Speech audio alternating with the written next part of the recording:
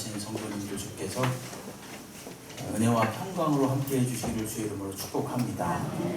오늘 자기의 꺾기 두 번째 시간으로 시편 51편 1절로 3절로 다윗 예를 들어서 우리가 그 일생을 보면서 어떻게 하나님께서 다윗을 하나님의 사람으로 만들어 가시는지를 우리가 보도록 하겠습니다. 다윗 하면 떠오르는 그런 이야기는 골리앗일 것입니다. 골리앗과 관련된 이야기죠. 보통 우리가 다윗과 골리앗의 싸움이다 그러면 교회 다니지 않는 사람들도 다 압니다. 실력이 전혀 안 되는 외견상으로 전혀 상대가 돼 보일 것 같지 않은 상대가 자기보다 큰 상대를 무너뜨릴 때 보통 다윗이 골리앗을 이겼다 이런 표현을 쓰죠. 그게 다 성경에서 나온 말씀입니다. 사무엘상 17장 48절로 50절에 보게 되면 다윗이 이 블레셋 장수 골리앗을 무너뜨리는 장면이 나오는데요. 블레셋 사람이 일어나 다윗에게로 마주 가까이 올 때 다윗이 블레셋 사람을 향하여 빨리 달리며 손을 주머니에 넣어 돌을 가지고 물매로 던져 블레셋 사람의 이마를 치매 돌이 그의 이마에 박히니 땅에 엎드러지니라. 다윗이 이같이 물매와 돌로 블레셋 사람을 이기고 그를 쳐 죽였으나 자기 손에는 칼이 없었더라. 이렇게 말하고 있습니다. 다윗이 평상시에 사실은 돌 던지는 연습을 많이 했겠지요. 짐승들을 쫓고 사냥하면서 평상시에 숙련이 돼 있었겠죠. 그랬을 때 직접 이 골리앗을 마주해서 하나님의 능력을 힘입어서 오늘 돌로서 이 거대한 그 장수를 무너뜨리는 그런 장면입니다. 우리는 이 장면을 보면서 무슨 생각을 하냐 하면 이제 곧 다윗이 이제 구국의 영웅으로 등장하겠구나 이렇게 생각을 하지요. 그리고 사실 실제로 다윗이 잠깐 동안 영웅이 되기도 합니다. 그가 이제 사울의 눈에 들어서 장수로 택함을 받게 되고 어디로 가든지 다 이기는 그런 아주 성공가도 승승장구하게 되는 그러한 일을 잠깐 동안 경험합니다. 그러나 그것은 그야말로 잠깐이었습니다. 왜냐하면 그 당시에 최고 통치자였던 사울 왕에게 다윗이 본의 아니게 미움을 샀기 때문입니다. 전쟁을 하고 돌아오는 다윗과 그 사울 그 일행을 향해서 이 백성들이 환영을 하며 이런 말을 합니다. 사무엘상 18장 5절로 9절 말씀인데요. 다윗은 사울이 보내는 곳마다 가서 지혜롭게 행하며 사울이 그를 군대의 장으로 삼았더니 온 백성이 합당히 여겼고 사울의 신하들도 합당히 여겼더라. 무리가 돌아올 때 곧 다윗이 블레셋 사람을 죽이고 돌아올 때 여인들이 이스라엘 모든 성읍에서 나와서 노래하며 춤추며 소고와 경쇠를 가지고 왕 사울을 환영하는데 여인들이 뛰놀며 노래하며 이르되 사울이 죽인 자는 천천히요 다윗은 만만이로다 한지라. 사울이 그 말에 불쾌하여 심히 노하여 이르되 다윗에게는 만만을 돌리고 나에게는 천천만 돌리니 그가 더 얻을 것이 나라 말고 무엇이냐 이렇게 화를 내는 불쾌하게 여기는. 그리고 나서 그날 이후로 사울이 다윗을 주목하였다 눈여겨보았다. 저게 좋은 뜻이 아니지요. 주목했다는 말이 감시했다 눈여겨보았다. 어떻게 하는지 세밀하게 이 감시자들을 붙여서 이 다윗의 일거수일투족을 보았다 이런 얘기입니다. 사무엘상 18장 29절에서는 사울이 다윗을 더욱 두려워하여 평생에 다윗의 대적이 되니라 이렇게 말하고 있습니다. 여러분 다윗이 이런 일을 겪었습니다. 차라리 양들이나 치면서 이 아버지 심부름하던 그런 목동 시절 그때가 어쩌면 다윗은 마음이 훨씬 더 좋고 편했을 것입니다. 그러나 다윗이 괜히 공을 세워가지고 괜히 정말 이 하나님께 대한 의분이 나서 하나님을 모욕하는 골리앗을 보고 참지 못하여 달려나가서 결국은 장수가 되었고 사울에게 미움을 받는 처지가 된 것입니다. 여러분 그러나 우리가 한 가지 꼭 기억해야 될 것은 이것이 결코 우연이 아니라는 것입니다. 하나님께서 다윗을 향하여 계획하신 것임을 우리가 성경을 통해서 분명히 알 수 있습니다. 2m 가까이 되는 골리앗을 돌로 쳐서 죽이고 가는 곳마다 승리할 때 다윗의 기분은 어쩌면 하늘을 나는 듯 했을 것입니다. 어깨도 으쓱하고 요즘 말로 말하면 그는 그야말로 살아있는 전설이죠. 예? 요즘 말로 말하면 아주 대단한 다른 사람들에게 칭찬을 받는 그런 영웅이 됐죠. 예. 그렇지만 하나님은 그것을 그냥 두지 않으십니다. 그 으쓱했던 어깨 그것을 깎아내립니다. 하나님은 다윗의 의를 아주 혹독하게 다 꺾으십니다. 누구를 통해서? 사울 왕을 통해서 꺾습니다. 그를 한 10여 년 이상이나 괴롭히고 힘들게 하고 죽이려고 추적을 합니다. 그러면서 다윗은 오늘 죽을지 내일 죽을지 모르는 위급한 상황에 하루하루 처하게 됩니다. 다윗이 하나님의 종으로 사용받은 것, 우리가 아는 그 다윗이 된 것은 어떤 영웅적인 행동으로 된 것이 아니라 이처럼 사울에게 쫓겨다니면서 깎이고 또 깎이고 오직 하나님만 의지함으로써 우리가 아는 그 다윗이 된 줄로 믿으시기 바랍니다. 여러분 시편 59편을 설명하는 말이 있는데요. 59편 설명하는 말을 먼저 보여주시죠. 시편 59편에 이렇게 말하고 있습니다. 다윗의 밉담시 이렇게 말하는데 밉담이라는 것은 대표적인 황금시다 뭐 이런 뜻인데요. 인도자를 따라 알다스헷에 맞춘 노래다. 알다스헷은 무겁고 급박한 가락을 말합니다. 무겁고 급박한 가락에 맞춘 노래인데 시편 59편을 설명할 때 이렇게 말합니다. 사울이 사람을 보내어 다윗을 죽이려고 그 집을 지킨 때에 이렇게 말합니다. 상황이 굉장히 위급합니다. 그렇죠?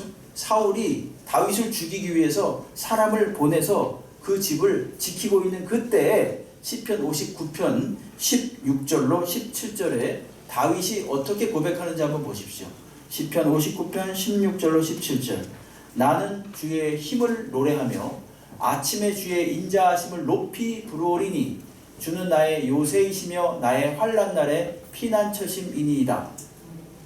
17절 나의 힘이시여 내가 주께 찬송하오리니 하나님은 나의 요새이시며 나를 긍휼히 여기시는 하나님이심이니이다. 이렇게 고백하고 있습니다. 급박한 상황에 사울이 자기를 죽이기 위해서 집을 포위했을 때 그렇게 이 모양 저 모양으로 사울에게 막 쫓겨다니면서 다윗의 의는 인간적인 의는 하염없이 다 깎여 나갔습니다. 그리고 어떤 식으로 하나님께 의롭다고 여김을 받느냐? 하나님만 의지하는 믿음으로 계속 새롭게 나면서 하나님께 의로운 자로서 세움을 받을 수가 있었던 것입니다. 이것이 바로 우리가 아는 다윗의 경험입니다. 어떤 굉장한 영적인 행동으로 다윗이 의로운 자라고 칭송받은 것이 아니라 위기 상황에서 사울이 자기를 죽이려고 하는 그런 상황 속에서 하나님을 의지할 때 하나님만 바랄 때 우리가 아는 다윗이 탄생하는 것입니다. 이것은 우리도 마찬가지입니다. 어디 다윗뿐이겠습니까? 우리도 다 마찬가지입니다. 우리가 우리의 의를 버리고 급박한 상황에서 어렵고 힘든 상황에서 하나님을 의지하며 나갈 때 하나님이 우리를 다시 빚으시고 아름다운 하나님의 사람으로 세워주실 줄로 믿습니다. 네. 그렇게 10여 년의 세월을 보내고 나서 사울에게 이리저리 쫓겨다니면서 철저하게 자기 의가 꺾여가면서 하나님만 의지했던 이 다윗, 그 다윗이 마침내 왕이 됩니다. 사울을 자신이 직접 죽이고 왕이 되는 것이 아니라 사울이 블레셋과의 전투에서 나가서 전사함으로써 다윗은 이스라엘 백성들의 동의를 얻어서 왕이 됩니다. 사실은 사울이 살아있을 동안 2년 동안만 실질적인 왕이었고 나머지 38년 동안은 그냥 형식적인 왕이었다고 성경은 말하고 있습니다. 그리고 실질적인 이스라엘의 리더는 누구였느냐? 바로 다윗이었습니다. 백성들도 그것을 다 알고 있었습니다. 그리고 나서 그가 왕이 되지요. 왕이 된 다음에 그야말로 다윗은 또 한 번 전성기를 구가하게 됩니다. 그동안 이스라엘 접경 지역에서 툭탁툭탁 하면서 분쟁을 일으켰던 나라들을 하나씩 다 정복해 나갑니다. 사무엘하 8장 6절 말씀해 보시게 되면 다윗이 다메섹, 다마스커스죠. 다메섹, 아람은 오늘날 시리아입니다. 아람의 수비대를 두매 아람 사람이 다윗의 종이 되어 조공을 바치니라. 다윗로 어디로 가든지 여호와께서 이기게 하시니라. 이렇게 말하고 있습니다. 다윗이 아람을 정복했죠. 그렇죠? 그리고 사무엘하 8장 14절 말씀에 보시게 되면 다윗이 에돔의 수비대를 두되 온 에돔의 수비대를 두니 에돔 사람이 다 다윗의 종이 되었다. 똑같은 말이 나오죠. 다윗이 어디로 가든지 여호와께서 이기게 하셨다. 이렇게 말합니다. 사실은 제일 중요한 말은 제일 뒤에 나오는 말입니다. 하나님이 어디로 가든지 다윗을 이기게 하셨다는 말입니다. 아람을 정복했고요. 그 다음에 에돔을 정복했고요. 한 곳만 더 본다면 사무엘하 10장 18절로 19절 말씀인데 아람 사람이 이스라엘 앞에서 도망한지라 사윌이 아람 병거 700대와 마병 4만 명을 죽이고 또 그 사령관 소박을 치매 거기서 죽으니라. 하닷에셀은 아람을 말합니다. 하닷에셀에게 속한 왕들이 자기가 이스라엘 앞에서 패함을 보고 이스라엘과 화친하고 섬기니 그러므로 아람 사람들이 두려워하여 다시는 암몬 자손을 돕지 아니하니라. 이렇게 말하고 있습니다. 암몬도 역시 사실은 이 이스라엘을 괴롭혔는데 아람이랑 암몬이랑 붙잡고 서로 결탁해서 많이 괴롭혔는데 이제 다시는 암몬이 역시 이스라엘에게 시비를 걸지 못했다. 이 대표적인 몇 구절만 말씀드렸습니다. 아람, 시리아, 그다음에 암몬, 그다음에 에돔, 이 접경 지역에 있었던 이 나라들을 이 다윗이 하나씩 다 정복하고 그들로 하여금 조공을 바치도록 만드는 막강한 그런 나라로 이스라엘을 키웠습니다. 누가 봐도 다윗은 이제 안정적인 절대적인 군주였습니다. 예. 그러니까 다윗의 공로가 한껏 하늘을 찌를 때죠. 예. 그때 또 사건이 하나 발생합니다. 무슨 사건일까요? 이 바로 밧세바 사건입니다. 예. 밧세바 사건. 사무엘하 11장 2절로 5절 말씀에 보게 되면 저녁 때 다윗이 그의 침상에서 일어나 왕궁 옥상에서 거닐다가 그곳에서 보니 한 여인이 목욕을 하는데 심히 아름다워 보이는지라. 다윗이 사람을 보내 그 여인을 알아보게 하였더니 그가 아뢰되 그는 엘리암의 딸이요 헷사람 우리아의 아내 밧세바가 아니니까 하니 다윗이 전령을 보내어 그 여자를 자기에게로 데려오게 하고 그 여자가 그 부정함을 깨끗하게 하였으므로 더불어 동침함에 그 여자가 자기 집으로 돌아가니라. 그 여인이 임신함에 사람을 보내 다윗에게 말하여 이르되 내가 임신하였나이다 하니라. 이렇게 말하고 있습니다. 여러분 3절 말씀을 한번 잠깐 보시겠습니다. 3절에 보게 되면 다윗이 사람을 보내 그 여인을 알아보게 하였는데 그 사람이 아주 정확하게 사실은 다윗에게 경각심을 일으킬 수 있는 그런 보고를 합니다. 그건 뭐냐? 엘리암의 딸입니다. 밧세바는. 그리고 헷 사람 우리아의 아내 밧세바입니다. 이렇게 말합니다. 이게 무슨 뜻이겠습니까? 저 여자는 유부녀입니다. 이런 거예요. 헷 사람 우리아의 아내입니다. 이렇게 분명하게 경각심을 일으키는 보고를 하죠. 엘리암이 누구냐? 엘리암은 바로 아히도벨이라는 사람의 아들이었습니다. 아히도벨은 그렇다면 누구인가? 그 사람은 당대 거의 최고의 책략가였습니다. 그래서 아히도벨이 하는 말은요 마치 하나님이 하는 말씀과 비견될 정도로 엄청난 영향력이 있었던 책략가예요. 그러니까 아히도벨의 아들이 엘리암이고 엘리암의 딸이 밧세바니까 밧세바는 아히도벨의 뭐겠습니까? 손녀딸이 되는 거죠. 예? 그걸 아히도벨이 다 봤어요. 예. 아히도벨이 어느 정도로 영향력이 있었냐면은 사무엘하 16장 23절 말씀을 보게 되면 그때 아히도벨이 베푸는 계략은 사람이 하나님께 물어서 받은 말씀과 같은 것이라. 이 정도로 굉장한 영향력이 있었어요. 아히도벨의 모든 계략은 다윗에게나 압살롬에게나 그와 같이 여겨졌더라. 이런 엄청난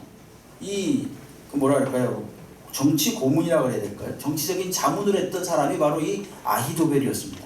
근데 그 손녀딸이 가정이 파괴되는 것을 아히도벨은 사실은 속으로 눈물을 흘리며 봐야겠죠. 봐야만 했습니다. 예. 여러분 다윗이 아주 성공적으로 그 자신의 부하의 아내였던 이 밧세바를 딱 취하는 것 같습니다. 사실 그것을 알았던 사람은 최측근이었던 요압 장군밖에는 없습니다. 우리가 적어도 성경을 통해서 볼 때는. 그러나 요압 장군이 어떻게 알았냐면은 우리아를 전장에 나가게 했는데 다윗이 제일 앞장서서 싸우도록 해가지고 죽이도록 하는 편지를 요압의 편에 보내거든요. 그러니까 요압 장군이 바로 그 내용을 알고 있었습니다. 그리고 그처럼 아주 최측근의 그 사람만 알고 있다고 다윗은 생각했는데 아히도벨도 사실은 알고 있었던 것이고, 그리고 몇몇의 사람들은 그것을 알고서 침묵하고 있었던 것입니다. 여러분, 인간의 이 일이 말입니다. 아무리 사람을 속이고 그리고 그것이 완벽한 범죄인 것처럼 알지 못하게 한다고 여길지라도, 그렇게 할지라도 사실은 때가 되면 다 드러납니다. 먼저는 하나님 보시고 계시고 그 측근에 있었던 몇몇의 사람은 그것을 알고 있어서 비록 한 사람만 알고 있어도 그것은 마침내 다 드러나게 돼 있습니다. 영원히 감출 수는 없는 거지요. 어쨌든 이 아히도벨도 그것을 알고 있었어요. 자신의 손녀딸의 과정이 파괴되는 그런 과정을 보고 있었습니다. 그럴 때 하나님은 나단, 선지자 나단을 통해서 다윗을 책망하기 위해 보냅니다. 사무엘하 12장 1절에 보게 되면 여호와께서 나단을 다윗에게 보내셨다, 이런 말씀이 나옵니다. 왜 보내셨겠습니까? 다윗을 책망하기 위해서 보내는데 나단이 와가지고 다윗을 책망하는데 직접적으로 말하지 않습니다. 돌려서 한 이야기를 왕에게 들려줍니다. 왕이시여, 이 이야기를 한번 들어보시옵소서. 그래, 무엇이냐? 그러니까 왕이시여, 어떤 마을에 한 가난한 사람이 살고 있었고 아주 부유한 사람이 살고 있었습니다. 그리고 그 가난한 자에게 전 재산은 암, 양, 새끼 한 마리 뿐이었습니다. 그러나 부유한 자는 소와 양이 심이 많았습니다. 그런데 어느 날 손님이 그 부유한 자에게 찾아왔습니다.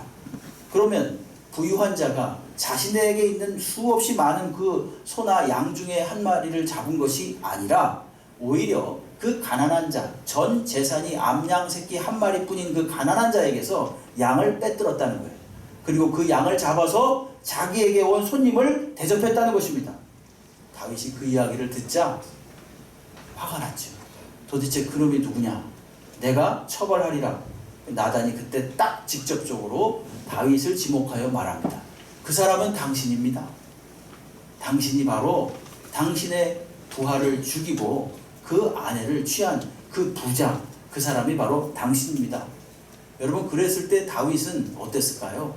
그것을 그 지적당하는 그 순간, 만약에 그가 하나님을 알지 못하고 하나님을 무시하는 사람이었다면 그 말도 무시했을 것입니다.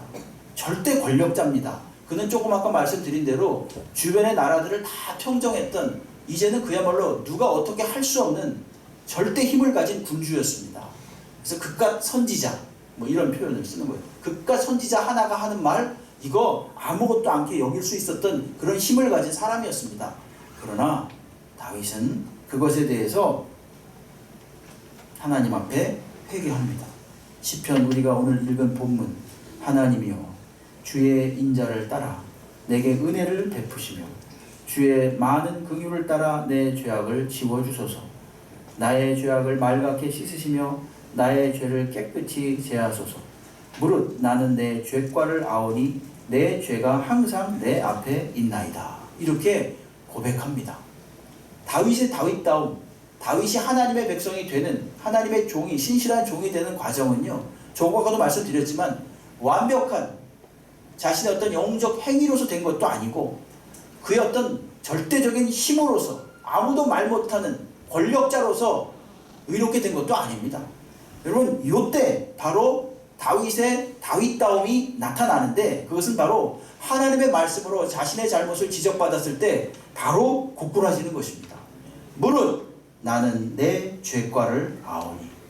3절, 내 죄가 항상 주 앞에 있나이다. 4절 보십시오. 51편 4절, 내가 주께만 범죄하여. 어디 주께만 범죄했습니까? 사실은 사람들에게 범죄하고 실망시켰지요.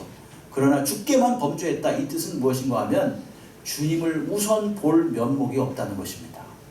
주님을 최고로 의식하면서 지금 사는 다윗을 보여주고 있고, 무뎌졌던 그 영성이 다시 오늘 깨어나는 거죠. 내가 주 앞에 범죄하여 주의 목전에 악을 행하였습니다. 이렇게 하나님 앞에 처절하게 통회하며 자복하고 있습니다. 예. 이번에도 역시 다윗의 권세, 힘, 능력 이런 거 여지없이 다 꺾여버립니다. 예. 다윗과 골리앗 사건 때도 그랬고요. 참 특징이 뭐냐 하면요, 하나님이요 그런 사건이 있어서 잘했으니까 다윗이 이렇게 했다 그렇게 평가하지 않는다는 거예요. 성경을 자세히 읽어보십시오. 다윗을 평가할 때 절대로 그는 구국의 영웅이었기 때문에 의로운 자였다 이렇게 말하지 않습니다. 오히려 그 다음에 쫓겨다니면서, 사울에게 쫓겨다니면서 막 그냥 오늘 죽을지 내일 죽을지 모르면서 하나님만 계속 의지하면서 상한 심령으로 갈 때 다윗다움이 발휘되는 거예요. 그것을 갖다 부각시켜 줍니다. 성경에서. 여기서도 마찬가지예요. 다윗의 권세가 무한하여서 엄청난 성공을 거두었다. 그렇기 때문에 다윗은 의로운 자였다 이렇게 말하지 않고, 그가 죄를 지었을 때, 하나님 앞에 죄를 지었을 때 그것을 통해 자복하면서 고꾸라질 때 그는 하나님에 의해서 의롭다고 여김을 받는다는 것입니다. 이것이 중요합니다. 여러분, 하나님께서 한 인간을 하나님의 사람으로 빚어나가실 때 바로 이것입니다. 우리를 승승장구하게 하심으로써 빚어나가는 것이 아니라, 때때로 물론 승승장구하게도 하시지만 결정적으로 우리가 하나님 앞에 온전치 못하게 행하였을 때 우리를 무너뜨리심으로써 우리는 할 수 없는 죄인이구나, 나는 할 수 없는 하나님 앞에 온전치 못한 자구나 라는 것을 계속 고백하게 함으로써 적나라하게 우리의 본 모습을 드러나게 하심으로써 우리가 가지고 있었던 인간적인 의를 다 무너뜨리시면서 우리를 새롭게 빚어 가신다는 것입니다. 우리가 이것을 꼭 발견해야 합니다. 우리가 무슨 지금 비관적인 말, 수동적인 말씀을 드리는 게 절대로 아닙니다. 이거는 성경에서 하나님이 어떻게 사람을 빚어 나가시는지를 우리가 보는 거예요. 다음 시간에 이제 베드로를 할 텐데 베드로도 마찬가지입니다.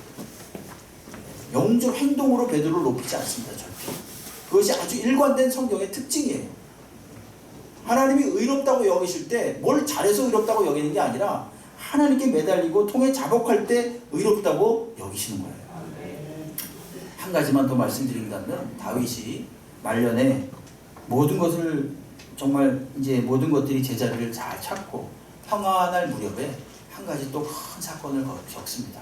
그건 뭐냐 하면 아들 압살롬에 의해서 쫓겨남을 당하는 그런 경험을 하는 거죠.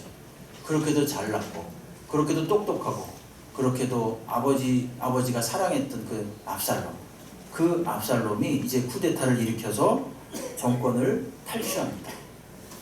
그리고 다윗은 황급하게 도망을 가지요.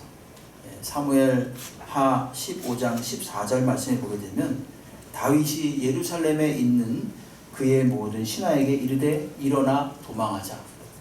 그렇지 아니하면 우리 중 한 사람도 압살롬에게서 피하지 못하리라. 빨리 가자. 두렵건대 그가 우리를 급히 따라와 우리를 해하고 칼날로 성읍을 칠까 하노라. 이렇게 말하고 있습니다. 물론 이 사건은 말입니다, 다윗이 저지른 밧세바를 빼앗은 사건과 연관되어져 있습니다. 하나님께서 뭐라 그랬냐면, 너는 은밀한 중에 그 죄악을 행하였지만 앞으로 너의 아들을 통해서 공개적으로 네가 큰 망신을 당하게 될 것이라고 분명하게 말했습니다. 그리고 그 사건이 압살롬을 통해서 터지는 거예요. 여러분, 다윗을 생각할 때 그는 어렸을 적엔 목동이었고, 그리고 그 다음에는 군인이었고, 그 다음에는 왕이었습니다. 그렇죠? 참 파란만장하죠. 목동에서 군인에서 또 왕으로. 무엇보다도 그는 굉장한 정치가였습니다. 그러면서 그는 쓴맛을 많이 봤지요. 이 배반을 많이 당했습니다. 사실은 사람들에게서. 그가 믿었던 측근들에 의해서 많은 배신을 당했어요. 그리고 다른 사람들에게, 물론 그 사람들도 어쩔 수 없었을 거예요. 왜냐하면 사울이 다윗을 막 추적하고 있는데, 만약에 다윗을 감춰주면은 그 감춰준 사람도 또 벌을 받게 될 것 같으니까 신고를 했겠죠. 그런 사건이 나옵니다. 성경에. 이 십이라는 마을이 나오는데, 그 십이라는 마을을 다윗이 지켜줬거든요. 근데 다윗이 그 십이라는 그 마을에 들어가서 숨어 있을 때요, 어떻게 하냐면 거기에 있던 사람이 다윗을 고발해요.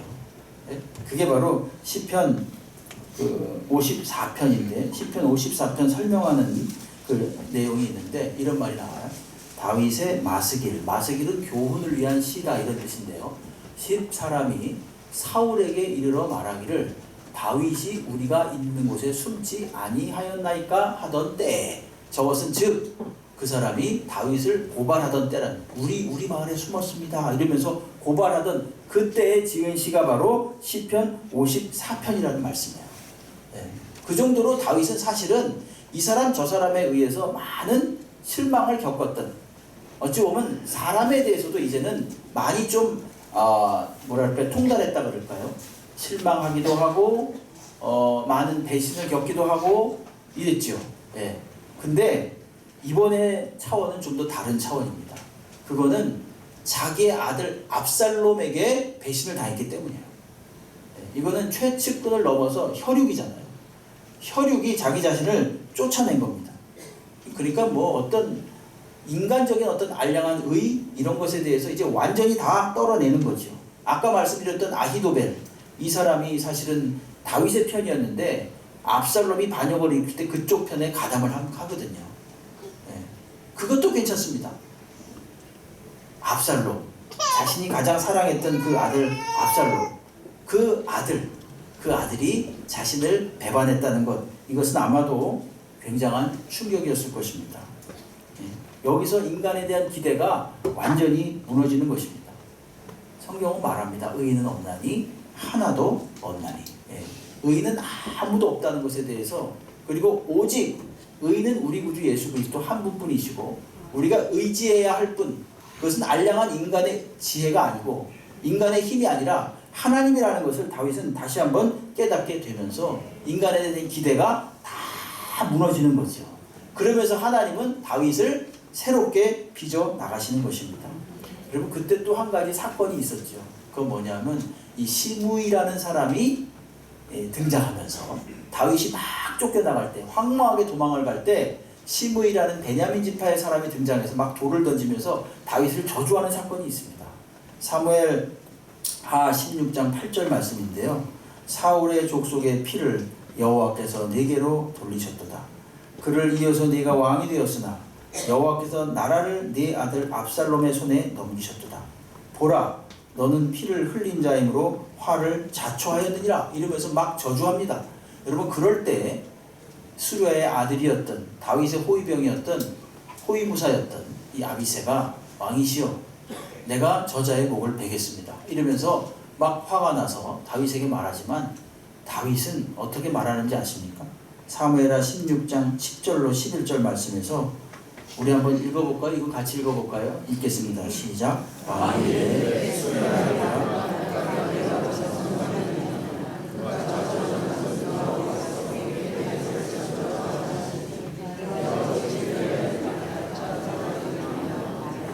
또 다윗이 아비새와 모든 신하들에게 이르되 내 몸에서 난 아들도 내 생명을 해하려 하거든 하물며 이 베냐민 사람이야. 여호와께서 그에게 명령하신 것이니 그가 저주하게 버려두라. 뭐라고 말하냐 하면요, 내 아들도 나를 배신했는데 남이야 오죽하겠느냐. 그리고 더 중요한 말씀은 여호와께서 그에게 명령하신 것이다. 그냥 내버려 두라, 이렇게 말합니다. 이 말씀하고 똑같지 않습니까? 이 옆에 나오는 말씀. 범사의 하나님을 인정하는, 잘될 때뿐만이 아니라 악한 지경을 당하여서도 다윗은 인정하고 있습니다. 여러분, 범사의 하나님을 인정하는 이 다윗, 그러면서 철저하게 이제 인간에 대한 기대를 다 꺾어 놓으시는 하나님, 이런 것을 우리가 이런 말씀을 통해서 볼 수 있습니다. 하나님이 어떻게 다윗을 하나님의 사람으로 세워가시는가? 그를 그의 구국의 행동으로, 그의 완전한 왕의 권세로, 그리고 사람들의 전폭적인 지지로 다윗을 세워나가는 것이 아니라, 그러할 만할 때 그때마다 하나님은 다윗의 의를 꺾으심으로써 다윗을 세워나가십니다. 우리는 사실 그리스도인으로서 하나님 앞에 성숙되어져 간다는 것이 바로 이런 것임을 알아야 됩니다. 여러분, 우리가 신앙생활을 하는 이유, 우리가 주를 믿는 이유, 부자 되고 잘 먹고 잘 살기 위함이 아닙니다. 물론 하나님이 그렇게 선물로 주시겠죠.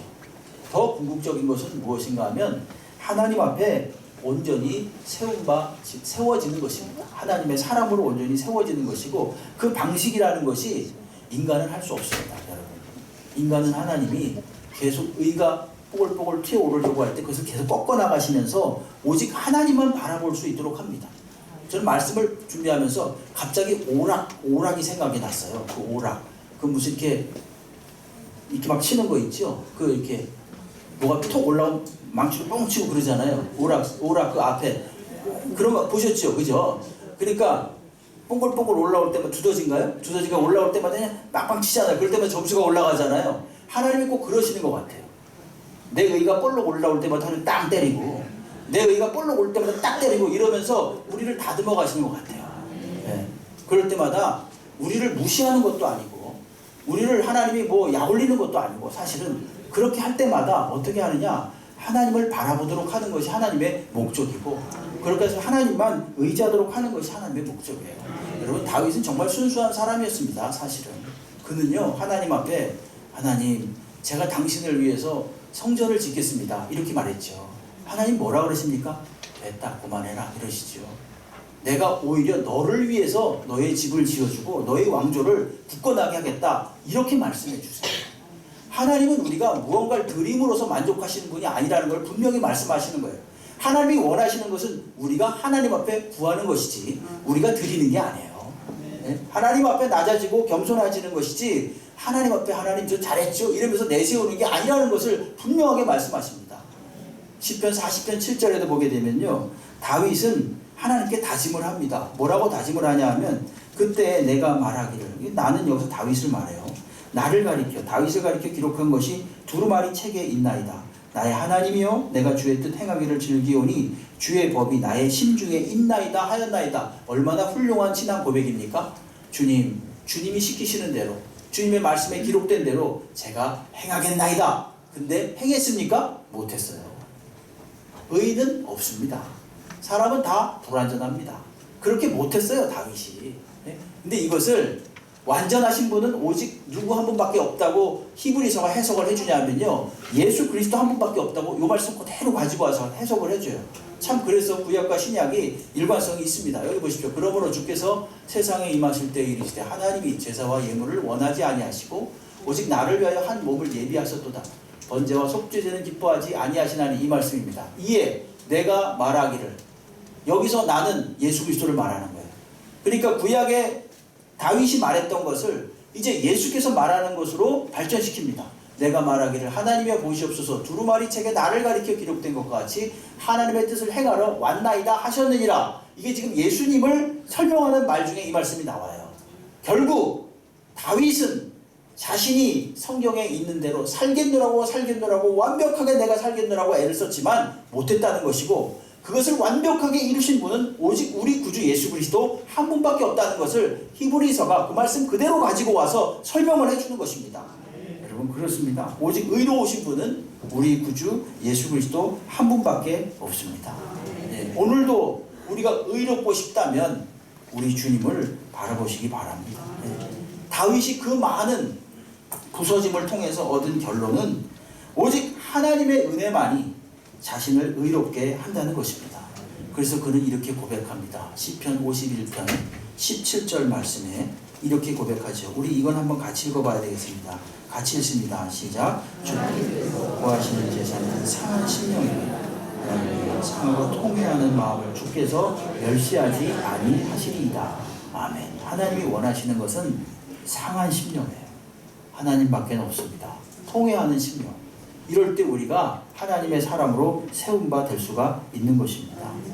우리의 의로움은 부서짐을 통한 상한 심령으로 하나님을 찾는 데서 얻어집니다.